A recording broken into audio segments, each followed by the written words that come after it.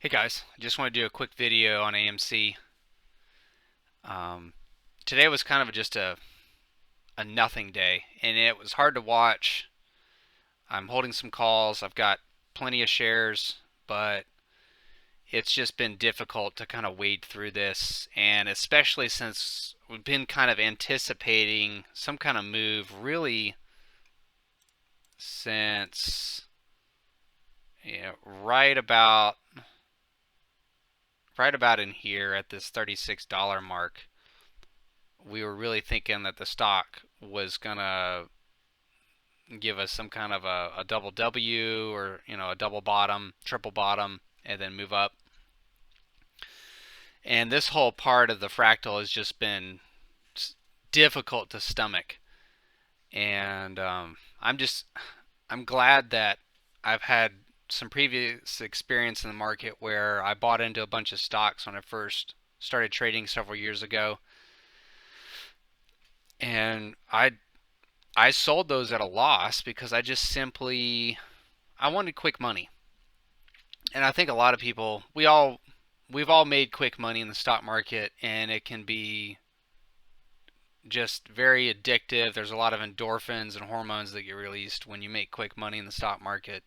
It's you get this huge rush, and it's you get a rush whether you win or lose, which is even worse. It's almost like you can get a huge rush just by losing all the time, which is just psychologically and financially devastating.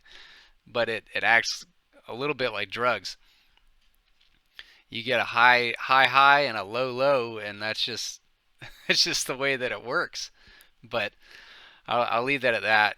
But a lot of those stocks I had Sava, I had Bingo, Ryanair Advanced Materials, RYAM, CLDX, and I had stupid low averages in there, and I kept them for like 2 weeks or 3 weeks, and I didn't have any long-term vision. I didn't want to.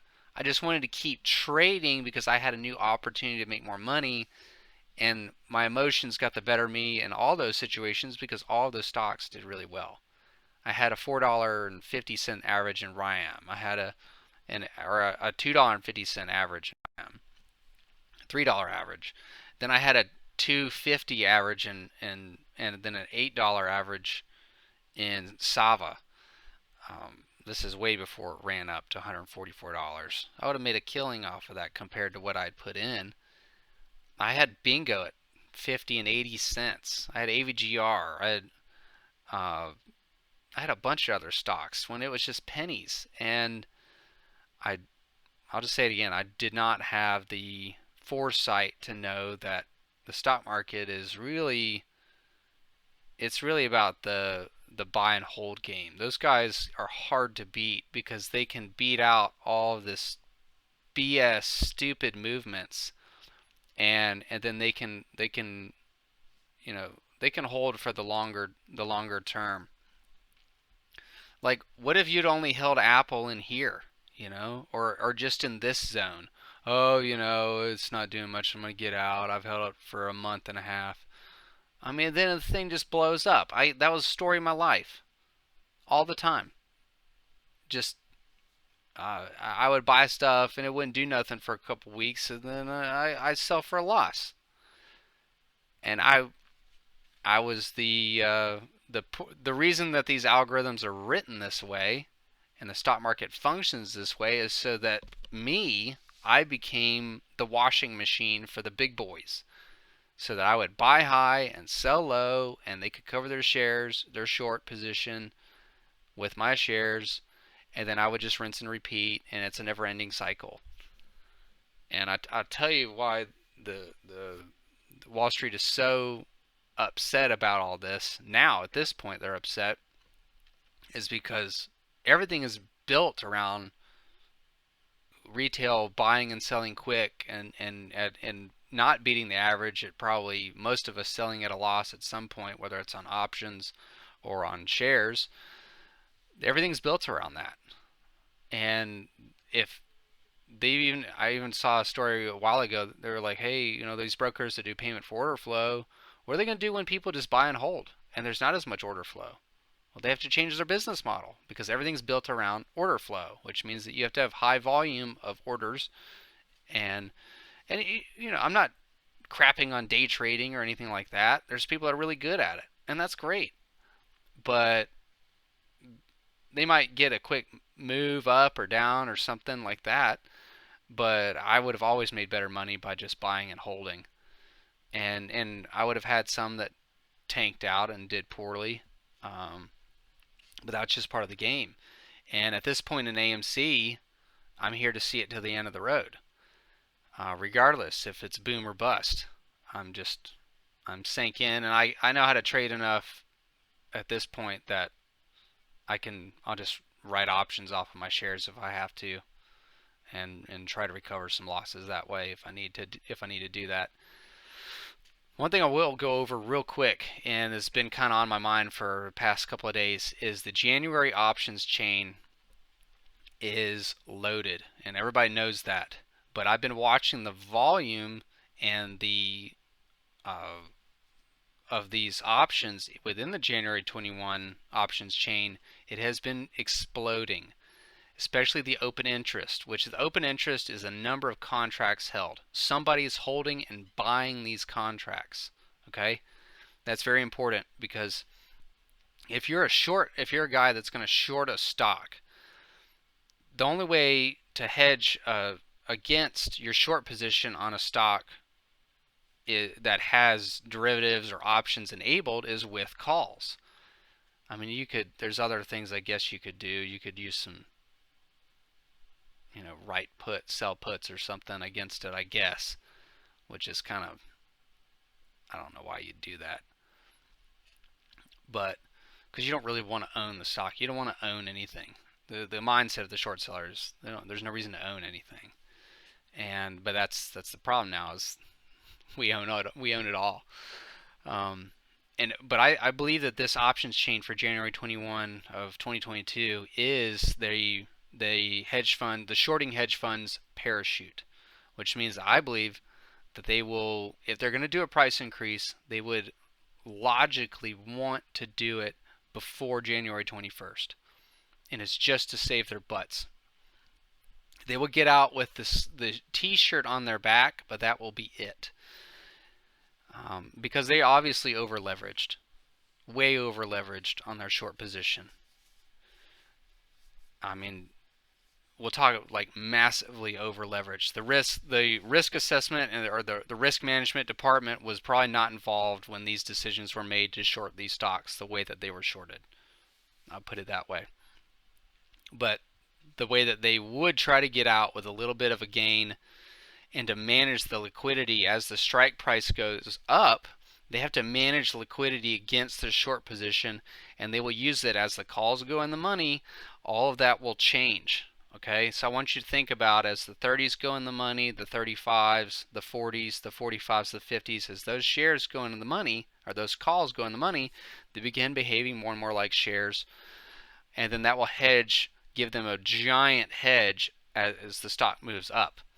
Doesn't mean that they will not take a huge loss. They don't have to have the capital on hand for the other part of their short positions, but it was definitely act like a nice buffer against vaporization. And I've been watching the volume and the open interest on these contracts for January 21st balloon. They've been going crazy, even the past couple of days, especially as the stock has dropped. So what I want to go over is these 145s. There's 197,000 of them.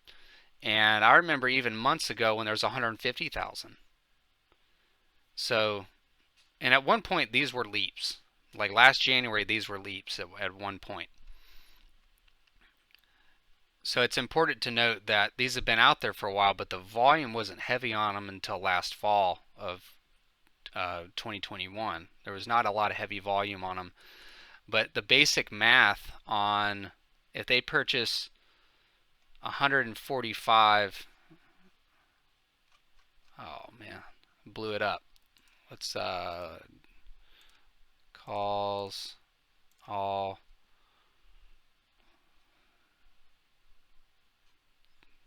Let's go out here to those 145s.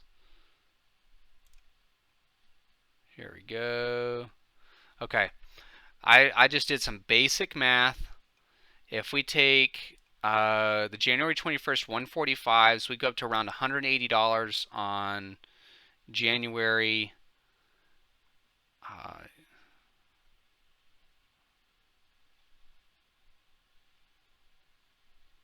yeah, we'll go up to $180 on January 19th. They're worth right around $642 million. That's not bad, but the risk is very, very low.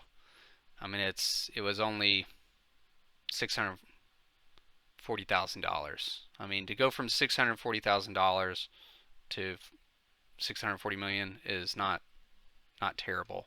Don't forget all the other options in the chain, which are the hundreds. Man, these are this is definitely changing. These weren't like this a couple days ago. Somebody's buying these up like mad. This is madness. If you just do the 40s and the 145s, you're over like 1.3 billion dollars. So the 40 strike calls, when they go in the money, if they go up to if they only bought 50,000 of the 145s, I believe. Oh, this is going to get tore up again.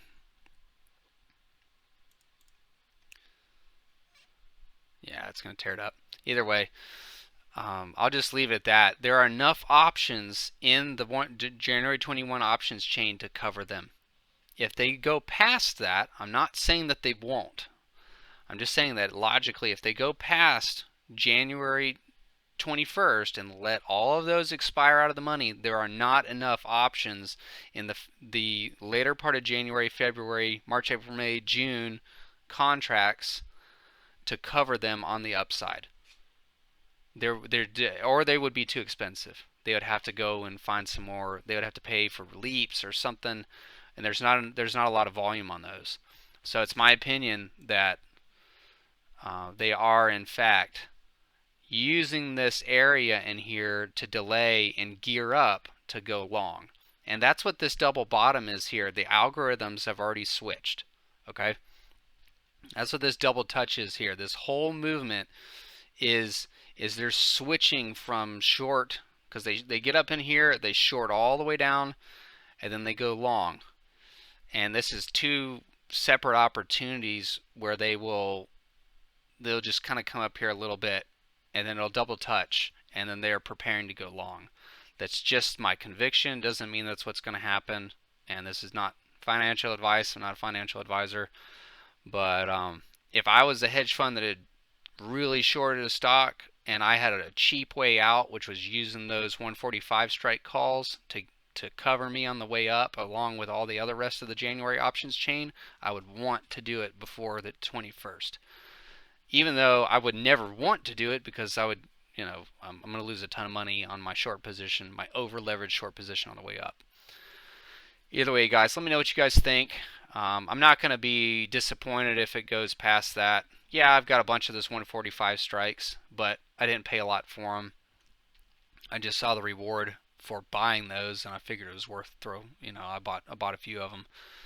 But yeah, I'm not trying to throw any hopium or hype out there. Just kind of going through and some logic out there, and we'll see what actually happens, because that's what we have to go by, is what's actually going on, not what we want to happen. Either way, guys, have a good night, and have a blessed weekend. Thanks.